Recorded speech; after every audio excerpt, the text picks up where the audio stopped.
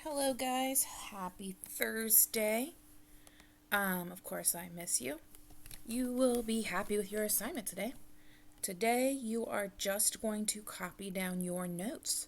So, your homework and your notes are going to be on this PowerPoint presentation that I'm going to go over with you on bell curves and normal distribution. Please make sure you copy these down in your notebooks because you are going to be uploading a picture of them to turn in as your assignment for today. These are important because we will use them next week to help us with our homework assignments. And those of you taking the stats class next year will use this a lot. Okay? It's the bare basics intro to bell curves and normal distribution, but it give you kind of a nice start to your stats when you go to talk about them next year. Okay? So, we're going to talk about bell curves and normal distribution and why do we use them? Why do we use bell curves? Why do we use normal distribution? These things, you'll see next year, especially when you take the class, are used to look at large sets of data. So, people that usually use these, for example, are like colleges use them to look at kids like ACT scores, for example. They can see where the average student should be based on the United States. They can have a bell curve that shows where the mean is, where the average is of the ACT scores, and then they can see where your specific score falls based on that mean. Does it fall above? Does it fall below? How far above does it go? How far below does it go? A lot of people use it also for insurance when they do how much they charge you for car insurance. They say this is the average amount that we charge for a person with no accidents of this age, and then they can look at, well, if you're of this age, you're more likely to get an accident, so we will charge you this much more or this much less. All right, so let's get into it. Okay, so we're talking about what exactly is a bell curve. When I say, hey, we're looking at bell curves, what does that mean?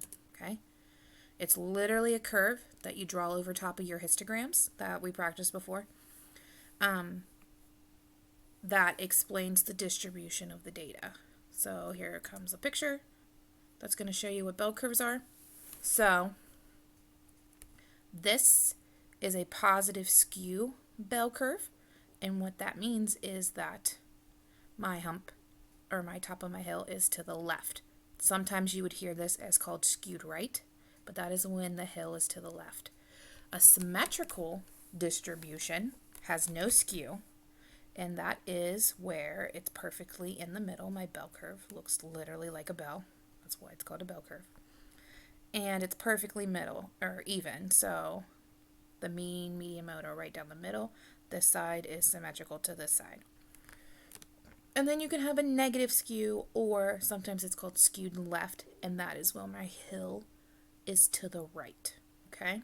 This is based on your data distribution when you made your histogram. What is distribution? Well, distribution is how is the data spread out. So, is it spread out evenly with a nice hill like this, or is the peak of my hill more to one side or to the other? What is skew? Hey, I just said that. It's when data's more to the left or to the right, not necessarily even. So when you hear them talking about skewed, they're talking about that it's either to the left or to the right, your majority of your data. That's why the big part of the hill is on this side, okay? Or the big part of the hill is on this side. When they say symmetrical, that is where the top of your hill is in the middle and it goes down on either side. All right, here's some examples. This one is a normal distribution. Normal distribution, here's your bell curve, here's your histogram. Means that it's symmetrical, okay? And the data is normal. And what they mean by normal is that it's evenly spread out. The number in the middle is the average. Usually this is done with grading. When teachers say they use a curve, they're talking about this. They're talking about the normal distribution bell curve, and that's because they want the average to be 75 And then they kind of see, do you fall so much above or so much below that average? Okay. This example over here is skewed because you see how it's all the way to the other side. Oops, sorry. Is skewed. It's all the way to this side. That means that it is positive because the hill is to the left. And sometimes they say that that is skewed right. Why do we use them? As I said before, it's when you have a large data set. So you're looking at hundreds or thousands or millions of things happening. An example of this could be the coronavirus, when they're looking at how many people are contracting it, in what areas they're contracting it in, and what age they're contracting it in. They make these curves to see where are the trends happening. Where is it more likely that you're going to catch it, or at what age are you more likely going to get it? Or sadly to say, what age are you more likely going to die if you get the coronavirus? They do this kind of things, these kinds of tables and these kinds of graphs to kind of predict that kind of information. Right? So, normal distribution is a specific kind of distribution that you'll use in stats. Okay? And that's when your bell curve is symmetric, and that means that your mean, median, and mode are all at the center of your histogram. Okay? So they are all at the same point, or at the same number when you look at your bell curve or you look at your histogram. So here's the example we talked about before. When they talk about gradings, when they say they want the average, that means they want the center to be about 75, right? Right down here, down the middle. That means my mean, median, and mode are all this same number, right? Talked about it right here. The mean, median, mode would all be around 75. Okay, that's a normal distribution.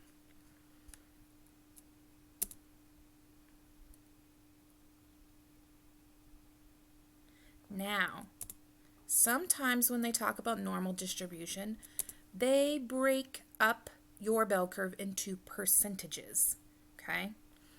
And you can see the percentages here. So this number still in the middle is my mean. So for this example, my mean is 60. And then they start to break it up into percentages. This is 34% above my mean, 34% below my mean. But together, this section is within 68%, okay? And then you can go out further. So after you go 34%, then you can go 13.5% more on either side. Or from there to there, that is within 95%, okay? And then so on with the 2.3% between the 50 and 45, and the 2.35% between the 70 and 75. But if you add them all together, the red, green, and blues, that means this is within 99.7%, okay? Why percentages? Why are they talking about percentages? The percentages show the likelihood that, let's say test scores, if we're looking at test scores, the likelihood that you would get a test score within that range, okay? Or that would happen. So if we look at this example, say these were test scores, what is the likelihood or percent that I would get a test score of a 64, okay? So getting a 64 would be a 0.34%, okay? 34% of the people got a test score around 62 or 64, okay? Is that making a little bit of sense? So like, let's see, what does this 68% mean, okay? That means that 68% of, let's say my students, got a 55 to a 65 on their test, okay? Or it is that they are 68% likely to get a 55 to a 65 on their test. That's what the 68% means, okay? It is the likelihood that you will score between these two numbers. Okay, let's look at some examples. So I brought back up my percent distribution. And just in a second, I'll explain where those numbers came from. So here is the example. The scores on a test administered to prospective employees are normally distributed, so that means we're going to have the nice pretty bell curve, with a mean of 100, so that's why the 100's in the middle, and a standard deviation of 15, okay? Now, how did I use that 15 to get the other numbers? If I go above my mean, which is 100, I add 15 each time. So, if I went one standard deviation from 100, I'm at 115 above, and then I go to 130 because I add 15 again, and then I add 15 and I'm at 145. So then to go to the left, I'm going to subtract 15 because now I'm below my mean. So one standard deviation below my mean is minus 15 is 85. Another standard deviation below, I'm minus 15 again, I'm at 70. And then another standard deviation below, I'm minus 15, I'm at 55. Okay, so remember that right in the middle is your mean. Each line you add your standard deviation onto that total. So plus 15, plus 15, plus 15. And then if you go below, to the left, you're below. Minus 15, minus 15, minus 15. Because that's what they told me the standard deviation was. Now let's look at the question. About what percentage of scores are between 70 and 130? So 70 and 130 is about 95%. Okay?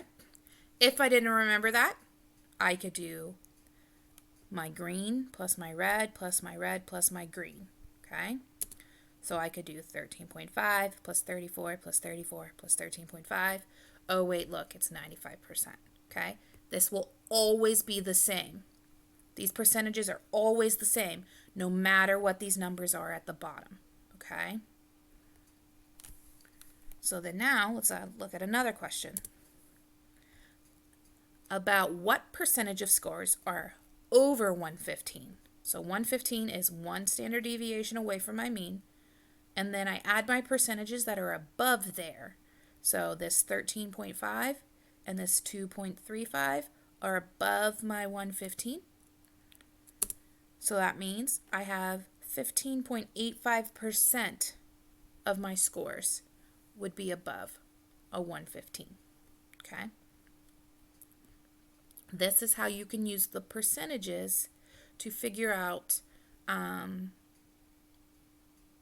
the likelihood of something happening based on the data.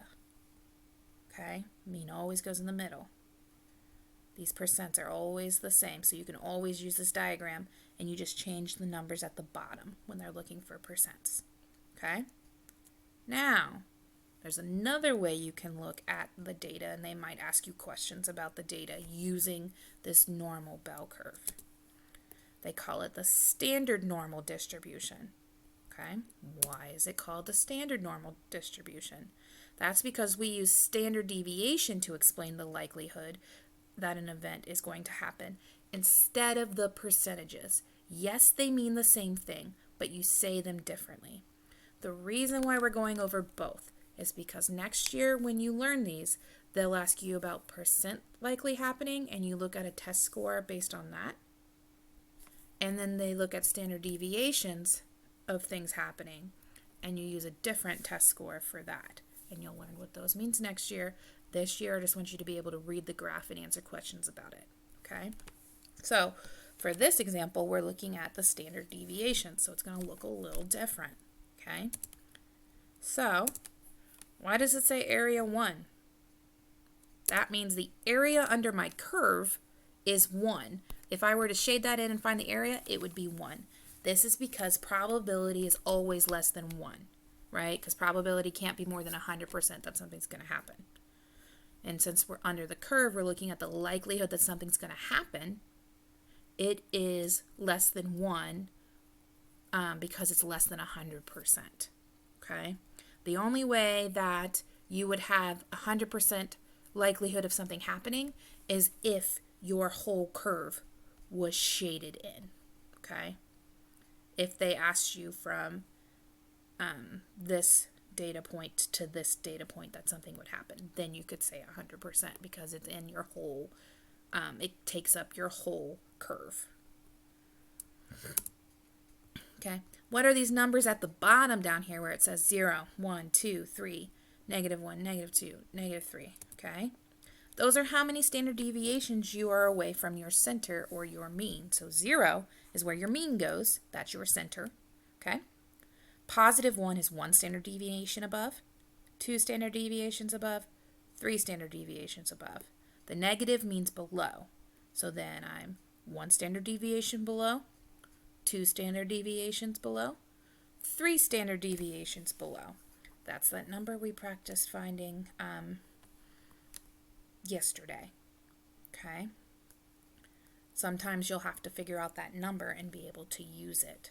But for these examples, I'm going to tell you what it is and you just use it, okay?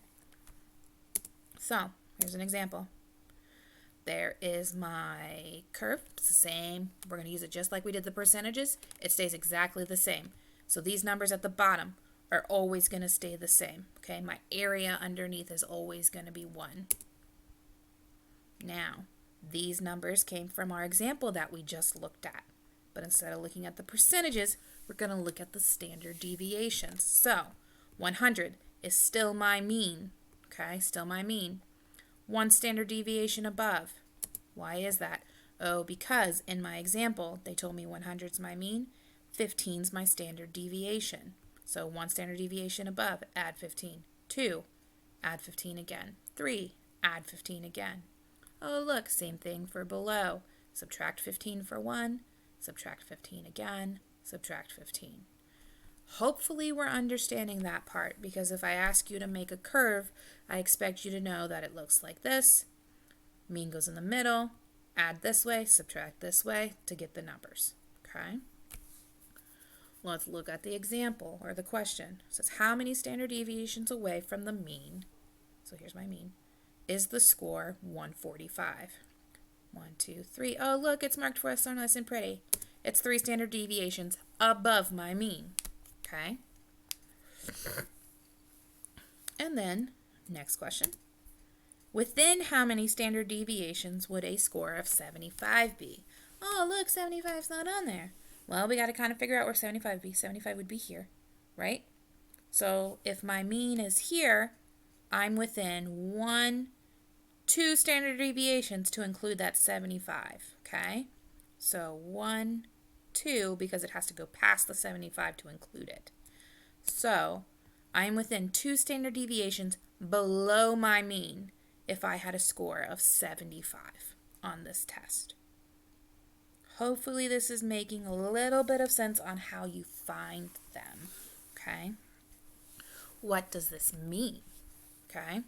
So, for the first question, if I scored a 145, yes, that's a good score because it's above my average or my mean, but is it very likely that this is going to happen if I am 3 standard deviations away, right?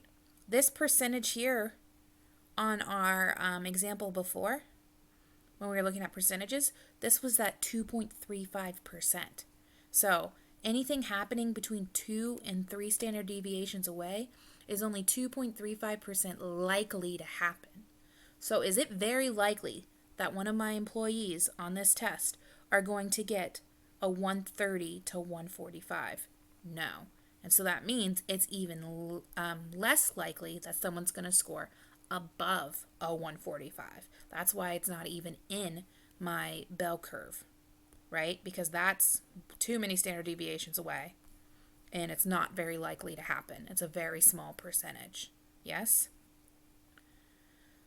When I'm looking at an 85, I'm only 1 standard deviation away, right? An 85 is 1 standard deviation away, and it's more likely because I'm within that 68% of people that score between 1 above and 1 below, right? From 1 below and 1 above, that's 68% of my data. So it's 68% likely that I will score an 85 to a 115 based on this bell curve. Okay? And then remember, 2 below to 2 above was that 95% we talked about. So that means from 70 to 130, it is predicted that 95% of people will score between 70 and 130, or 2 standard deviations below and 2 standard deviations above, because that's within 1, 2, 3, 4, 5 standard deviations. That covers a lot of area when you shade this in. That is where the bulk of your employees are going to score, okay? Or they should score based on your standard deviation and your mean. All right, all you have to do for today is copy the notes down. Make sure you have the pictures. Make sure you have the examples. Make sure you have everything written down that I have written down. I will check. This is all you have to do today. Tomorrow is a free day for people to get caught up. If you're caught up, you can work on your other classes. We will use these notes next week on our homework. I hope you have a great night and a great weekend. Please email me with questions. Please email me if you need to figure out what your missing work is, if you can't find it on Google Classroom. I really want you guys to get caught up. We only have 2.5 weeks left. I love you very much, and I miss your faces. If you need to video chat with me for any reason, please let me know, and we can do a Google Meet. All right, have fun. I miss you. Goodbye.